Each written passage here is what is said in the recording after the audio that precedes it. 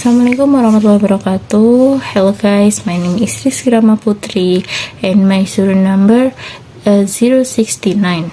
And today I will explain about continuous between verb phrase and then modals and then tenses. And the first is definition of verb phrase. Verb phrase is a group of words that act or represent themselves as a verb. Jadi yang dimaksud verb phrase adalah sekumpulan kata yang terdiri dari dua kata atau lebih di dalam bahasa Inggris yang berfungsi sebagai penjelas suatu kalimat, tetapi kumpulan kata ini tidak melibatkan unsur subjek dan predikat. Nah, selanjutnya types of verb phrase itu ada dua. Yang pertama traditional grammar dan yang kedua adalah generative grammar.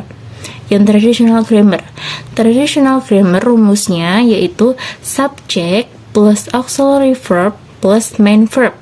Contohnya, she is studying English for the exam.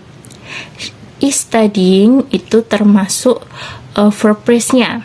Yang kedua yaitu generative grammar. Generative grammar rumusnya subject plus auxiliary verb plus main verb plus complement or object plus modifier. Contohnya sama kayak tadi. Is studying-nya verb phrase, English-nya complement, for the exam-nya sebagai modifier. Yang seperti yang kita ketahui, main verb adalah kata kerja utama. Auxiliary verb itu kata kerja bantu, complement adalah pelengkap suatu kalimat, dan modifier adalah kata phrase atau clause di dalam bahasa Inggris yang memiliki fungsi sebagai adjective atau adverb yang menerangkan kata atau kelompok kata yang lain agar kalimatnya lebih jelas lagi. And then constituents, components of the verb phrase. Jadi ada beberapa komponen yang terdapat dalam verb phrase. Pertama, to be seperti yang kita ketahui, is, am, are, be, been, being. Terus modals ada can, could, shall, should, might, will, would, must, and then had to.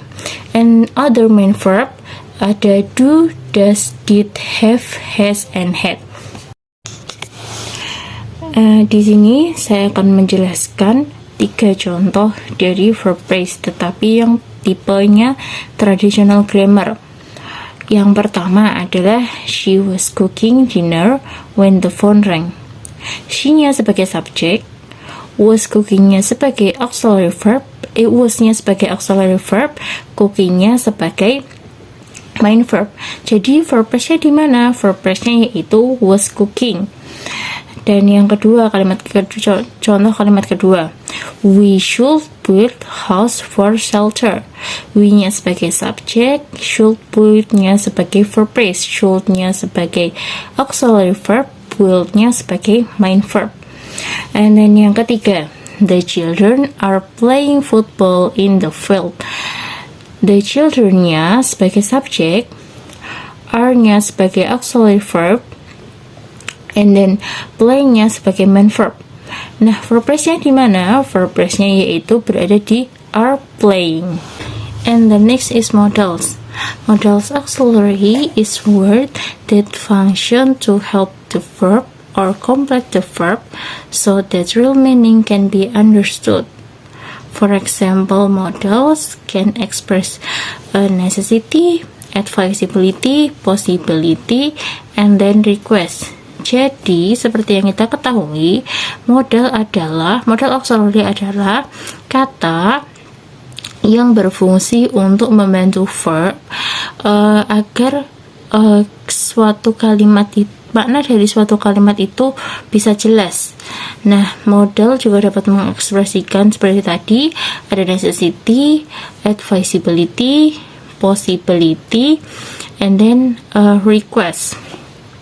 Basic modals terdapat beberapa seperti yang sudah ada di PPT.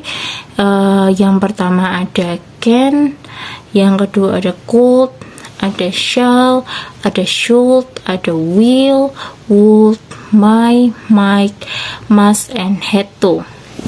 Type of modals. Yang pertama ada request.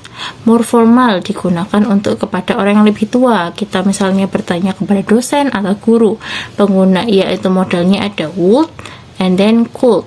Contohnya, Sir, would you explain the material one more? Kemudian yang modalnya could, Mister, could you explain the code of conduct? Nah, selanjutnya yang less formal. Less formal itu digunakan untuk bertanya atau kepada teman atau orang yang lebih muda. Modelnya adalah can dan will. Can I borrow your jacket? And then will you turn that radio down? Yang kemudian ada necessity. Modelnya adalah must. I must finish this report by tomorrow morning. And then advisability, modalnya adalah should. You should start preparing for the Olympic. And then possibility, modalnya adalah could, might, and might. Contohnya, smoking can cause cancer.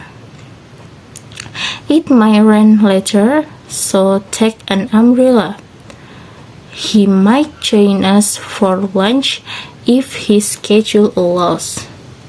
Nah, selanjutnya yaitu use of modals in tenses, penggunaan modal dalam tenses.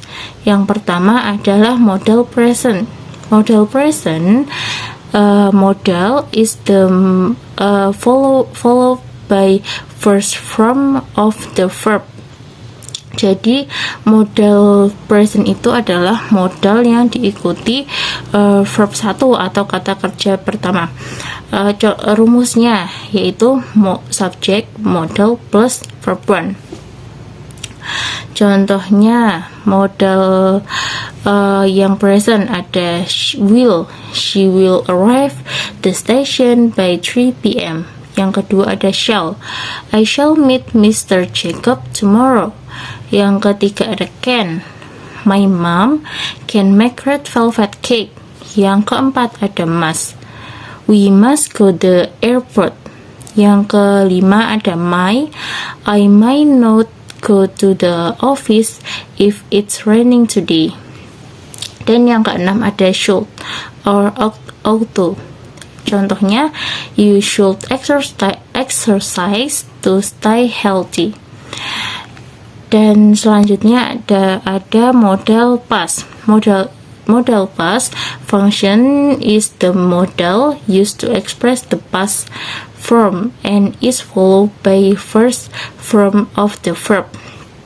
Jadi modal past itu adalah modal yang menyatakan dalam bentuk lampau tetapi diikuti oleh verb 1 modalnya. Rumusnya yaitu subject, modal plus verb 1. Nah, contohnya modal past. Ada would.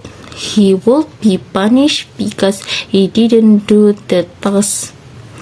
Yang kedua adalah should. You should bring your own book to read yesterday's material. Yang ketiga adalah must. You must attend the English class yesterday. Yang keempat adalah might. He might go to the Jogja last week.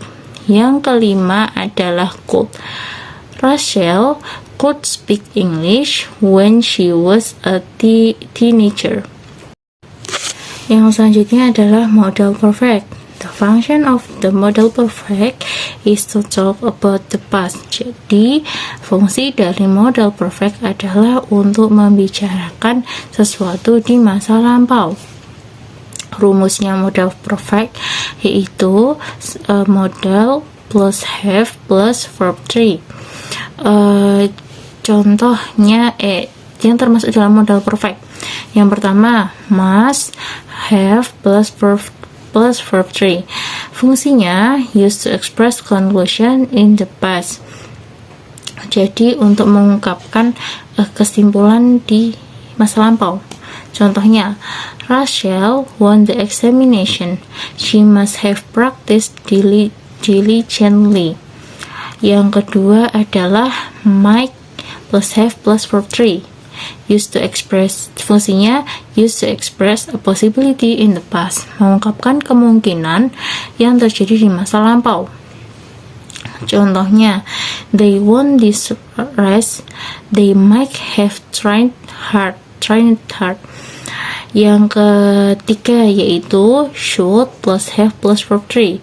Fungsinya used to describe a necessity or obligation that was not carried out in the past, yaitu menggambarkan suatu kebutuhan atau kewajiban tetapi belum dilakukan di masa lampau. Contohnya, Sheila missed the plan. She should have arrived at the train station earlier. Yang selanjutnya adalah could plus have plus verb 3. Used to express an ability or skill that was not used in the past, yaitu mengekspresikan kemampuan atau keterampilan yang tidak atau yang belum dilakukan di masa lampau. Contohnya, James could have cooked the dish for his family. Yang selanjutnya adalah tenses. Tenses are changed in the form of verb based on the description of time and the nature of activities or events. Tenses are divided into 4 types, namely present, past, future, and past future. Jadi seperti yang kita ketahui bahwa tenses adalah perubahan bentuk kata kerja berdasarkan waktu, keterangan waktunya, dan sifat kegiatan atau peristiwa. Kemudian tenses terbagi menjadi 4. Yang pertama adalah present, yang kedua adalah past, yang ketiga adalah future, yang keempat adalah past future. Tetapi di sini saya hanya akan menerangkan 3 tenses saja. Yang pertama adalah simple present. Simple present rumusnya subject plus verb 1 plus object atau complement. Contoh kalimatnya, I live in Solo. Yang kedua adalah simple past. Simple past rumusnya yaitu subject plus verb 2 plus object atau complement. Contohnya, Caca cooked for lunch his family last night. Yang ketiga adalah simple future. Rumus dari simple future adalah subject plus will or shall plus verb 1 plus object atau complement. Contohnya, my sister will sleep in her bed. And then connection between verb phrase, modal, and tenses. In every sentence we make, there must be a verb phrase, modals, and the use of direct tenses to make it easier to understand tenses. Verb phrase, modals, and tenses are related. Jadi setiap setiap kita membuat kalimat setiap kita membuat kalimat pasti membutuhkan verb phrase, modals, dan tenses mempunyai hubungan dalam suatu kalimat. Contohnya, she can speak English and Arabic. Can speak-nya, verb phrase-nya yaitu can speak, modality-nya yaitu can, tenses-nya termasuk simple present tense. Yang kedua adalah you should bring your own book to read yesterday's material. Verb phrase-nya yaitu should bring, modality-nya ada should, tensesnya adalah simple past tense. Sekian dari saya, kurang lebihnya mohon maaf, and see you next time. Wassalamualaikum warahmatullahi wabarakatuh.